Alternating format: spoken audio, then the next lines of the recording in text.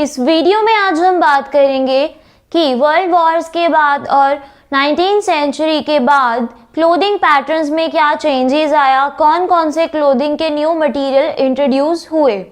Last video में हमने discuss किया था कि सैंक्चुरी लॉज हट जाने के बाद लोगों को फ्रीडम तो मिल गई थी कि वो किसी भी तरह की ड्रेस को पहन सकते हैं, कुछ भी कंज्यूम कर सकते हैं as per their wish, as per their earnings. लेकिन एक बात वहां पर ये हुई थी कि लोगों ने खुद को इनकम के बेसिस पे कैटेगराइज कर लिया था। उन्होंने अपने कल्चर और अर्निंग्स के अकॉर्डिंग अपने ड्रेस को डिसाइड कर लिए थे।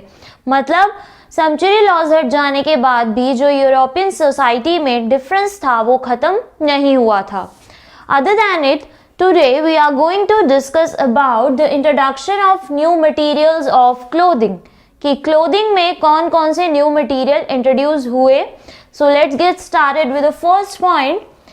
Many changes were made possible in Britain due to introduction of new materials and technologies, other because of First and Second World War and new working condition for the women। तो क्या हुआ था, Britain के अंदर काफ़ी changes आए थे। किसकी वजह से? Introduction of new material and technologies, यानी ब्रिटेन के अंदर बहुत सारे क्लोथिंग के न्यू मटेरियल इंट्रोड्यूस हुए थे because of the new technologies and other. First and second world war क्या हुआ था, एक तो चेंजेस आए थे 19th सेंचुरी में जहाँ पर टाइम के साथ साथ लोगों ने खुद ही clothing pattern, new clothing pattern को फॉलो करना स्टार्ट कर दिया था। उसके बाद जब 19s में क्या हुआ, वर्ल्ड वॉर हुए, first and second world war हुए थे, तो उसके बाद भी क्लोथिंग पैटर्न टोटली चेंज हो गया because of the new working conditions for the women. अब ये न्यू वर्किंग कंडीशंस क्या थी? वर्ल्ड वॉर होने से पहले जब तैयारियां या प्रिपरेशंस चल रही थी तो वहाँ पर जो बॉम्ब वगैरह की फैक्ट्री थी, क्या होता था वहाँ पर वुमेन्स काम करने लगी थी, यानी वो फैक्ट्रीज में काम करने लगी थी। तो उनकी वर्किंग को ईजियर एंड स्मूथ बनाने के लिए उन्होंने जो है loose and comfortable and short dresses को या फॉर्मल ड्रेसेस को, बिल्कुल कंफर्टेबल जो ड्रेसेस हैं उनको वेयर करना स्टार्ट कर दिया। तो इसकी वजह से क्या हुआ कि जो पहले वो बहुत हेवी क्लोथ्स पहनती थी उनसे उनको यू कैन से छुटकारा मिल गया। तो वो बहुत ही इजीली एंड कंफर्टेबल जोन में फैक्ट्रीज में वर्क करने लगी, जिसकी वजह से उन्हें हैबिट हो गई loose and comfortable clothes wear करने की। तो वर्ल्ड वॉर के बाद और वर्ल्ड वॉर की प्रिपरेशंस के समय जो वुमेन के क्लोथिंग पैटर्न्स में बहुत ही चेंज आया, जिसने वुमेन्स को बहुत ज़्यादा फैसिलिटेट किया, वो कंफर्टेबल जोन में रहने लग गई। Next is introduction of new material. अब कौन कौन से न्यू मटेरियल जो है इंट्रोड्यूस हुए थे? Before 17th century most of the women in Britain possessed very few clothes of flax, linen, wool, difficult to maintain and clean. तो क्या था कि 17th सेंचुरी उस टाइम क्या था कि जो वुमेन्स थी वो क्या करती थी, बहुत ही कम क्लोथ्स रखती थी अपने पास, क्योंकि उन्हें लिनन, फ्लैक्स एंड वूल के क्लोथ्स वेयर करने होते थे। ये जो क्लोथ्स होते थे वो बहुत ही डिफ़िकल्ट होते थे वॉश करने के लिए और मेंटेन करने में। तो बहुत ही ज़्यादा वुमेन्स को डिफ़िकल्टी फेस करनी पड़ती थी in their maintenance and washing. तो ये जो वुमेन्स हैं वो प्रेफर करती थी कि अपने पास बहुत कम क्लोथ्स रखें। ठीक है, the next is after 1600s, यानी इस सेंचुरी के बाद क्या हुआ, इंडिया के साथ ब्रिटेन ने ट्रेडिंग करनी स्टार्ट की। Broad cheap and beautiful chintz. अब ये चिंट्स क्या होते हैं? कॉटन के प्रिंटेड, मतलब एक कॉटन का जो क्लॉथ होता है, फैब्रिक होता है, उस पर प्रिंटेड वर्क होता है, उसको बोलते हैं चिंट्स। तो क्या था, ये इंडियन क्लॉथ्स था।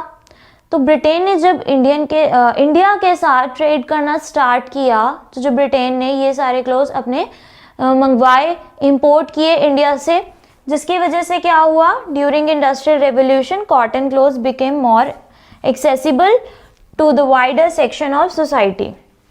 तो जब ब्रिटेन इंडिया के क्लोथ्स इंपोर्ट करने लगा, ये जो चिंट्स होते थे कॉटन के होते थे, बहुत ही लाइट वेट होते थे, easy to maintain and wash होते थे, तो जब ये ब्रिटेन की वुमेन्स ने पहनना स्टार्ट किया इन चिंड्स को, तो उन्हें बहुत ही कंफर्टेबल फील हुआ। अब उन्होंने as compared to previous days ज़्यादा क्लोथ्स रखने अपने पास स्टार्ट कर दिए, क्योंकि इन्हें मेंटेन करना, वॉश करना, वेयर करना बहुत ही ईजी होता था। तो इंडियन चिंड्स की वजह से ब्रिटेन की विमेंस को बहुत ही ज़्यादा कंफर्टेबल जोन मिल पाई। उसके बाद क्या हुआ, इंडस्ट्रियल रेवोल्यूशन भी कुछ आया, फैक्ट्रीज लगनी स्टार्ट हो गई, न्यू न्यू टेक्नोलॉजीज होनी स्टार्ट हो गई, तो काफ़ी सारे आर्टिफिशियल फैब्रिक भी आए, जैसे कि नायलॉन, सिंथेटिक एक्सेट्रा। ये भी बहुत लाइट वेट क्लोथ्स होते थे, इन्हें इजीली मेंटेन एंड वॉश किया जा सकता था।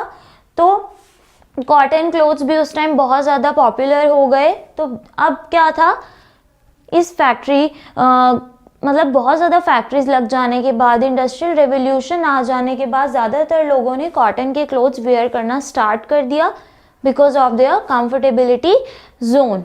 तो ये थे कुछ पॉइंट्स जो आते हैं हमारे कॉन्सेप्ट के अंदर, introduction of new materials of clothing, कि कैसे वर्ल्ड वॉर के बाद, 17th सेंचुरी के बाद वुमेन के क्लोथिंग पैटर्न में क्या चेंज आया। ब्रिटेन ने जब इंडिया के साथ ट्रेडिंग करनी स्टार्ट की, तो वहाँ की जो वुमेन्स थी उनकी जो लाइफ है वो बहुत ही ईजिली एंड कंफर्टेबल जोन में स्पेंड होने लगी।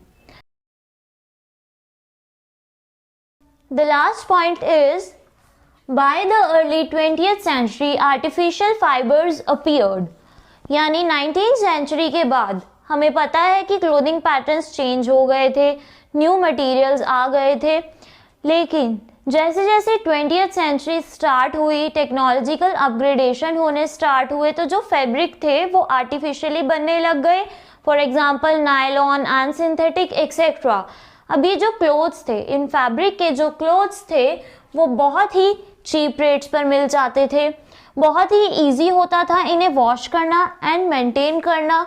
तो as we discussed earlier, womens ने अपनी कबर्ड का साइज इंक्रीज कर दिया, वो ज़्यादा क्लोथ्स अपने पास रखने लग गई because of their comfortability and cheaper rates. Of the late 1870s, heavy restrictive clothes were no longer in use।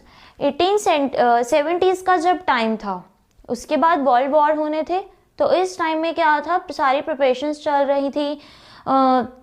जो वुमेन्स थी वो फैक्ट्रीज में वर्क कर रही थी, जहाँ पर ये वर्ल्ड वॉर के लिए सारा सामान तैयार किया जा रहा था। तो उस टाइम जो हैवी क्लोथ्स थे उन्हें तो वेयर करना पॉसिबल नहीं था। तो उस टाइम वुमेन्स ने क्या किया, अपने ड्रेसिंग कोड्स चेंज किए, लाइक जो क्लोथ्स थे वो लाइटर वो पहनने लग गई। जो उनकी लॉन्ग स्कर्ट्स होती थी उनका साइज़ जो है वो शॉर्टर कर दिया गया, नीज तक या नीज से थोड़ा सा नीचे, ताकि वो फ्लोर को टच ना करे। उसके बाद सिंपलर और बहुत ज़्यादा स्टाइलिश एंड फैशनेबल क्लोथ्स की जगह सिंपलर क्लोथ्स लोगों ने पहनना शुरू कर दिया। कलर्ड फैब्रिक के प्लेसेस पर या कलर्ड क्लोथ्स के जगह पर लोगों ने जो है सोबर कलर्स पहनने स्टार्ट कर दिए।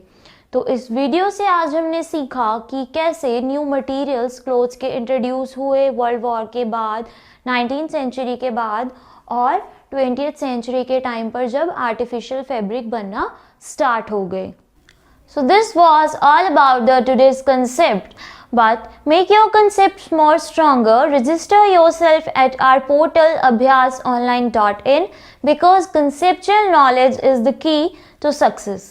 Thank you.